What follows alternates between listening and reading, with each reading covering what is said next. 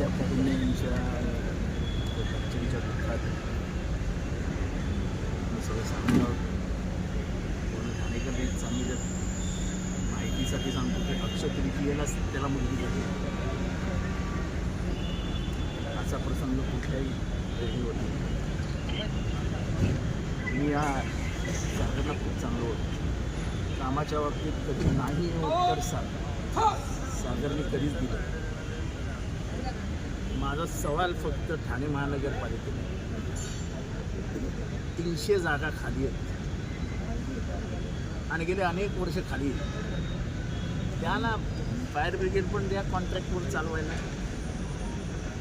आपल्याकडे काय राहिलं आहे ठाणे महानगरपालिकेत? सगळे कॉन्ट्रॅक्टरच द्यायचे, पैसे खाण्याच्याच लाईनी आहेत आपल्याकडे. द्या ह्याच्यात पण पैसे घाण्याची सोय करून ठेवा. 300 माणसं बरा, अशीच माणसं जातील तुमची. एका माणसाने धावायचं कुठपर्यंत धावायचं?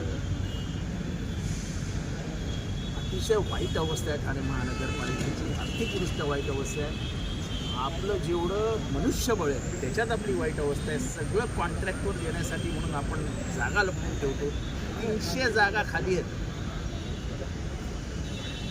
आपले कित्येक फायर ब्रिगेड स्टेशन्स अजून बनायचे राहिलेले आहेत. त्याच्यातच लक्ष नाही आपलं. नाही तिथे ब्रिज, नाही तिथे आपलं काहीतरी बांधून ठेवायचं, नको तिथे रस्ते करायचे, नको तिथे कॉन्क्रिटीकरण करायचं. ह्याच्यात पैसे जास्त मिळतात ते कामं करायचे. ह्याच्यात काय पैसे मिळाले? ह्याच्यात माणसं मेली तर मेली, गेला बिचारा.